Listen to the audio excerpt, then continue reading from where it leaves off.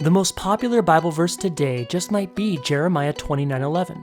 For I know the plans I have for you, declares the Lord, plans for welfare and not for evil, to give you a future and a hope.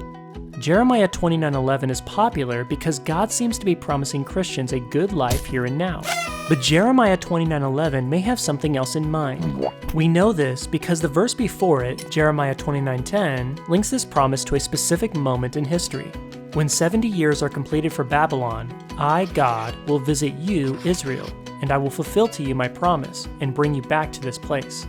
And that's exactly what happened 2,500 years ago. Babylon dragged Israel into exile, but God led them home 70 years later. But that puts us in quite a pickle. You see, God says that all the Bible is profitable, meaning it's applicable. But it sure sounds like in Jeremiah that all of God's wonderful plans have already come to pass with Israel. Is there any room left over for us? Does Jeremiah 29:11 apply to me? To answer this, we need to look not only at the verse before, but also at the verses after. There's more to the story than just Israel returning from exile 2,500 years ago. Then you will call upon me and come and pray to me, and I will hear you. You will seek me and find me when you seek me with all your heart. We can see here that Jeremiah 29:11 marks a time when Israel not only returns with their bodies, but also with all their heart. Jeremiah 24:6 and 7 explains how this works. I will set my eyes on them for good, and I will bring them back to this land. I will give them a heart to know that I am the Lord, and they shall be my people, and I will be their God, for they shall return to me with their whole heart. So, not only will Israel at that time seek God with all their heart, they will do so because God will give them a new heart. Okay, so what does all of this tell us? This tells us that the blessings of Jeremiah 29:11 will not fully come to pass until Israel experiences the life-transforming power of the new covenant. Now, how do we know this?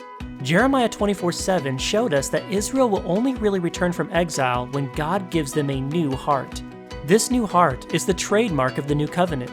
We can see this in Jeremiah 31, the most well-known passage about the new covenant. Behold, the days are coming, declares the Lord, when I will make a new covenant with the house of Israel. I will put my law within them, and I will write it on their hearts, and I will be their God, and they shall be my people. So how does any of this help us out of our pickle? Well, here's the thing. Jeremiah 29:11 is not just projecting a physical return from exile, but also a spiritual return. The physical return has already happened, but the spiritual return is still yet to come, because Israel does not currently possess the new hearts promised to them in the new covenant.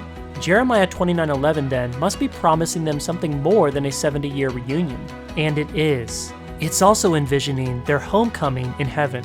And that is how Jeremiah 29:11 applies to you and me. Because of Jesus, God has extended to us the privilege of a new heart through his new covenant, so that we too will share in these eternal benefits.